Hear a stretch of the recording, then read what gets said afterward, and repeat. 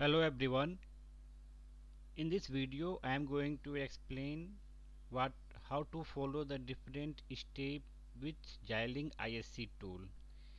In this video I will discuss or I will cover the point how to initialize a project, write a program in the Verilog HDL, what are the steps to follow the simulation. Afterwards I will include here the user constraint file. Now afterwards we will go for the synthesis, implementation, and what are the different types of report we can obtain from Xilinx ISC tool. Let's go ahead for the ISC tools. First of all, open the desktop view of the Xilinx ISC software. Go into the file, create new project. In the new project, here you can give the path where you want to store the path. Give some name. Give name of your project. Select here the top level source HDL. Go for next. Here we have option. We can select the vertex FPGA family. We can take any of the family according to our available hardware. Afterwards, you can select the package and we can go for the speed grade. I have selected here the Vertex 5 with speed grade -3. Synthesis tool, we need to select which is a synthesis tool. XST. Simulator, we can go for the which type of simulator are available. So in this case I'm going for the ISC simulator.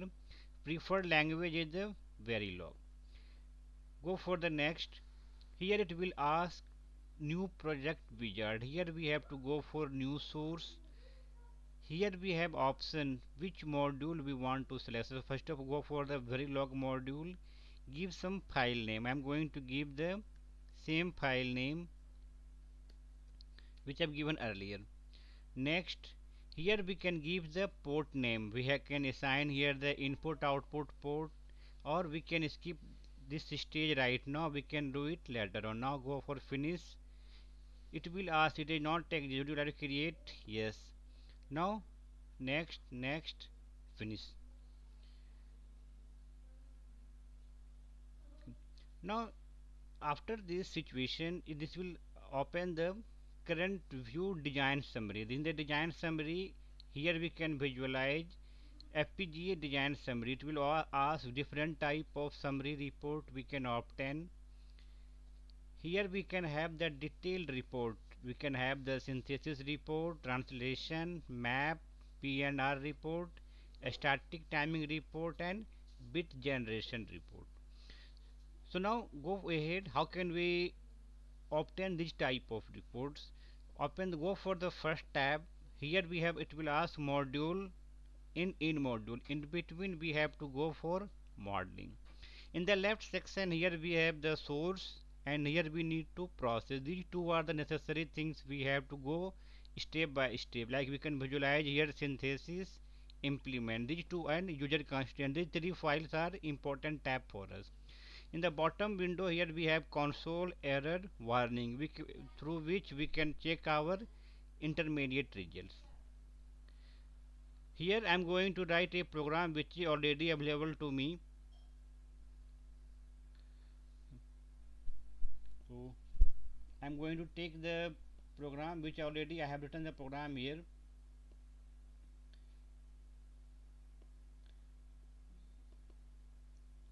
So simply I have copied here the module. You can assign input output always block, finally end module. Okay, just correct it now. Okay. So now finally this program has been finished. Afterwards we can save it. Now in the open synthesis tab here we have check syntax. Check syntax, it will check whether we have any syntax error related error or not. If successfully completed we can go ahead. Here we can go for the RTL schematic. In the RTL schematic we can obtain register transfer level, how it can map the report program over the FPGA hardware.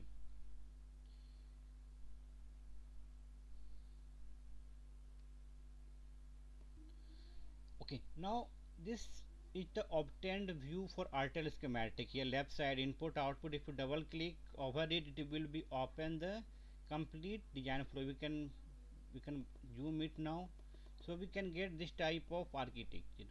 On the similar instance, if you open this source, here we have the view design summary. Just double click over that, or we can obtain from the this tab also.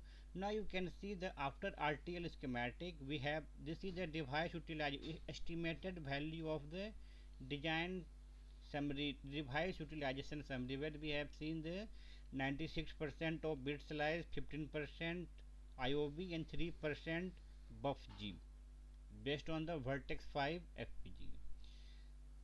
But this is the estimated view, not the actual view of design summary.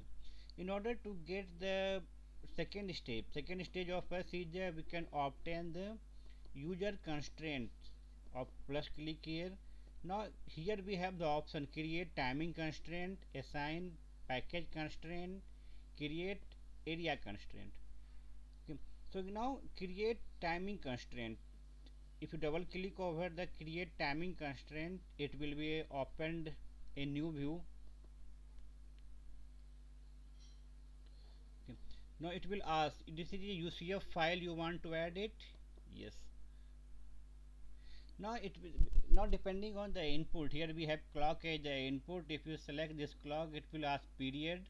Double click over that box, it will be open the period. So I am giving here specified time. The clock name, okay. They double click here, sorry, period 20 nanosecond. Okay. It will ask pad to pad setup. Just double click here, I giving the 20. By default unit is 20. Now period, give here the 100. Okay. So now 150% high, it will ask, it will make here the square waveform. Save it now. Again go for the source, assign package pin. Just double click over assign package pin, it will open the virtual view of FPGA. Now in the this assign package pin, it will be it will come out with two different view. Well, this is my floor plan view. We can zoom it for the better visualization. Here we can see how the component has been integrated over the inside FPGA. So we have each CLB box, each CLB, and how they are interconnected with wires. In the package view option, the package view, here we have to do the placement. The left side, here we have, it has showing the source. Here we have every input output has been shown, which has been mapped to the given block. Now in the right side, here we have pin type, like this symbol is dedicated for input output. Others, this symbol given for prohibited, this is for ground VCC. This symbol given for global clock monitor. So depending on input output, we need to map over the given package view. So just now I am giving the clock. Clock should be given for this symbol, global clock option. So global, this is available over this section. So we can simply drag it and place over the mother. Now it is saying this symbol has been filled up. Now here we have reset. Reset is my IO. IO should be given for this type of symbol, this circular box. So just I can drag it and I can place, this is a filled up option. Similarly, take the value other output. So every input output we need to fill up in the given box. Simply, so first of all complete for all in IO, repeat the same method for each input output. After dragging all the IO to the package view, go for the process. On the left side, this section, it will ask, here we can visualize all input output has been, all input output. Now here select given as the like pad, net name, type, directions, location, bank number has been updated. Now these type are the depending on requirement, we can go for other sections. Now one thing is the IO standard. First of all, select here IO. In the IO standard, just type LV CMOS. LV low voltage CMOS. Now in this here it will ask LV CMOS 25. So select the option 3.3, 1.8, any option. I am selecting a 2.5. Select for every IO, give the similar type of feature. LV CMOS 25. After completion of this stage, here I have given the IO standard for every input output LV CMOS 25. Afterwards, save it. Now simply you can go for the file save option. Okay, so you can save it or control S. Again go back to our main project. Okay, go back to our project here, source, go for the process. Now again here option, here the implement design, just double click over the implement design. It is a long process, it is long process. In between it will, here we can say translate, map, place. So depending on our given constraint, it is going to initialize each segment one by one and obtain the different type of reports. After the completion of each step one by one, what we have seen here, device utilization summary, it is going to update. Initially this was estimated value, now it is a final view. In the final view what we have seen, some more reports has been appear and it will show the slice distribution, IO utilization. So now there is some problem with if everything goes fine, then we can get this type of complete device utilization report. Now it is showing here some war2 warning during the map, placement and routing, static typing. There are no error, but there are certain warning. After the implementation, if everything goes fine, we can get here the device utilization summary, which was the earlier estimated value.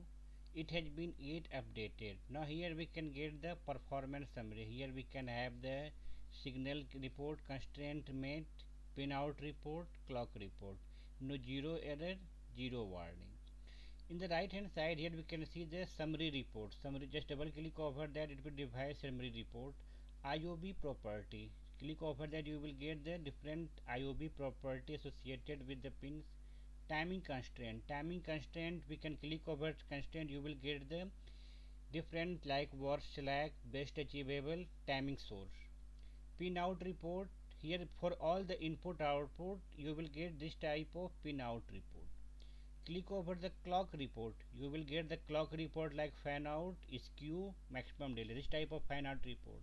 Similarly, if you want a detailed report, here we can get the synthesize report, low level synthesis detailed report. Afterwards, here this is our complete device utilization report and internal low level synthesis report. Click over the translation report, map report. Map report you can obtain from the, again clicking over that. Placement and routing report and our STA report. STA report can be available. Just clicking over the STA report, you can get this type of like setup and hold, clock to clock, like wherever we have the setup and hold constraint, clock to clock pad report. Finally, setup to destination clock report. And finally we can have the timing summary report. Maximum period we can apply, minimum period we can apply for the safer operation. To obtain the power report, just click open the implement design, placement and route. Here we have one vision is X power. Just click over the analyze power, it will provide you the complete power consumption over the particular FPGA. It will be open up with new symbol Xilinx X power. Just click over the data type. Now here we can go for the report, either here option HTML report or we can go for the power report. Okay, this type of different report is possible to obtain from the ISC tool.